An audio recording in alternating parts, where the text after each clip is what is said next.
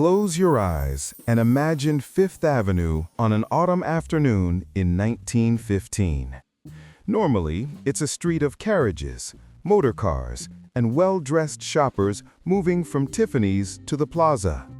But on this day, the avenue is transformed.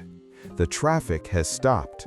Shopkeepers stand in their doorways. Families lean out of apartment windows.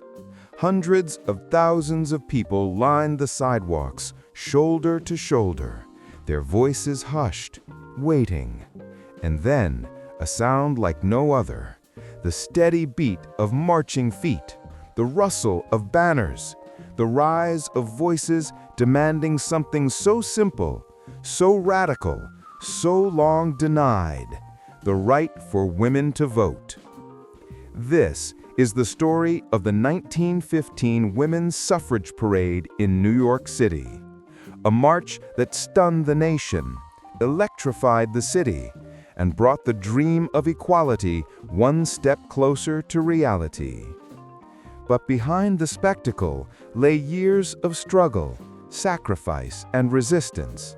A story not just of parades and speeches, but of determination in the face of ridicule, opposition, and doubt. By the early 20th century, the suffrage movement had been fighting for decades. Susan B. Anthony and Elizabeth Cady Stanton had already passed the torch. New York was now home to two powerful organizations, the National American Woman Suffrage Association, NASA, and the more militant Women's Political Union, led by Harriet Stanton Blatch, Stanton's own daughter. The battle for the vote was not abstract.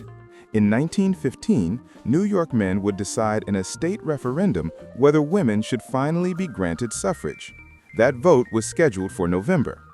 For suffragists, October became the last chance to sway the public. They needed something dramatic, something unforgettable, a show of strength that would make politicians and skeptics take notice. So they planned a parade. On October 23, 1915, more than 25,000 women marched up Fifth Avenue from Washington Square to 59th Street. It was the largest suffrage demonstration New York had ever seen. The New York Times reported what crowds of nearly 100,000 onlookers gathered to watch. Some came to cheer, others to jeer, but no one could ignore it. Picture the avenue that day. Mile after mile of women, walking in disciplined rows, carrying banners, wearing white dresses or dark coats depending on the weather. The procession was orderly, serious, and determined. Unlike earlier parades filled with floats and pageantry, this one was stripped down, sober. The message was clear. This was not a novelty. It was a demand. The marchers were as diverse as the city itself. There were wealthy socialites from uptown and factory workers from the Lower East Side. Teachers, nurses, doctors, actresses, secretaries, and shopgirls all took their place. Immigrant women marched carrying banners in Yiddish, Italian, and German, declaring that democracy must extend to all. For the first time, men marched alongside women in significant numbers, husbands, brothers, and sons who supported the cause. The sight shocked some onlookers, but it made the message stronger. This was not a fight of women against men, but a fight for justice shared by both. Children joined too. Little girls carried signs asking simply, "Let us vote when we grow up." Their presence cut through the political rhetoric and went straight to the heart. The parade was not loud in the way of modern protests.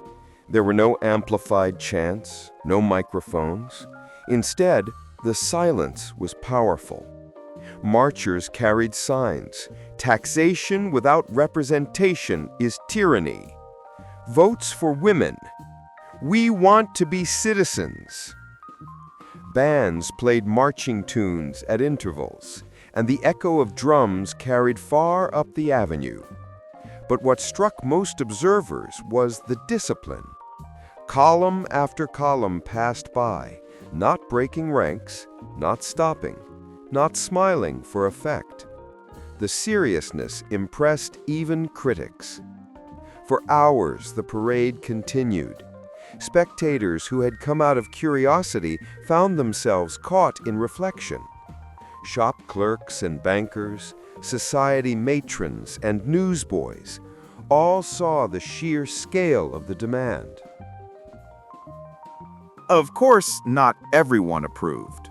Anti-suffrage groups, many led by women themselves, mocked the marchers as unfeminine and unnecessary. Some men in the crowd heckled or laughed. Newspapers carried editorials warning that giving women the vote would destroy the family, flood politics with ignorance, or undermine men's authority. Yet, the size of the parade made ridicule harder. Even skeptics had to admit that such determination could not be dismissed as a fad. And yet, when Election Day came just weeks later, the referendum failed. New York's men voted against women's suffrage in 1915. The disappointment was crushing. After all the marching, all the speeches, all the banners, the dream was once again deferred. But the parade of 1915 was not in vain. It changed perceptions. It planted seeds. It showed that women were not just pleading for rights, they were organizing, mobilizing, and standing together in numbers too large to ignore. 2 years later, in 1917, New York finally granted women the vote. It became the first Eastern state to do so. And in 1920, with the passage of the 19th Amendment, American women everywhere gained the right that had been denied for so long. To truly understand the impact, we have to zoom in from the grand scale to the individuals. There was Inez Milholland, the young lawyer and suffragette who had once ridden a white horse down Fifth Avenue in earlier parades. Though she did not lead the 1915 march, she was already gravely ill. Her image still inspired. She would die the following year, at just 30, remembered as a martyr for the cause. There were immigrant women who had worked 12-hour shifts in garment factories, marching straight from the sweatshops to the avenue, demanding rights equal to the wealthy women walking beside them. There were black women, often excluded from mainstream suffrage groups, who nevertheless marched with dignity and carried their own banners, linking the cause of gender equality to the broader struggle for racial justice. Every marcher carried not just a sign, but a story. For New York, the 1915 parade was a turning point. It showed that suffrage was not a fringe issue, but a mainstream demand, shared across class, age, and background. It demonstrated the power of peaceful mass protest, and it helped shift public opinion, even if the immediate vote was lost. Fifth Avenue had seen many parades, military processions, ticker tape celebrations, holiday marches. But none had carried the moral weight of this one. It was not a parade of victory, but of insistence. A parade saying, "We belong to the nation, and the nation cannot be whole without us." Today, when we look back at photographs of that day, the faces are solemn but determined. Women in wide-brimmed hats and heavy coats, banners raised against the autumn sky. The sheer length of the march, block after block of unbroken lines. It is easy to forget how radical it was.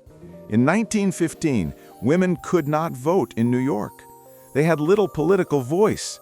Many still lived under laws that treated them as dependents of their husbands or fathers. To step into the street, to march in public, to demand equality. This was an act of courage. And their courage bore fruit. The 1915 march became a symbol of persistence. Even in failure, it paved the way for success. So why does the 1915 suffrage parade still matter?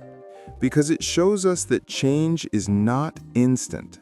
It is built slowly, painfully, through marches that seem to fail, through votes that fall short, through voices that are mocked.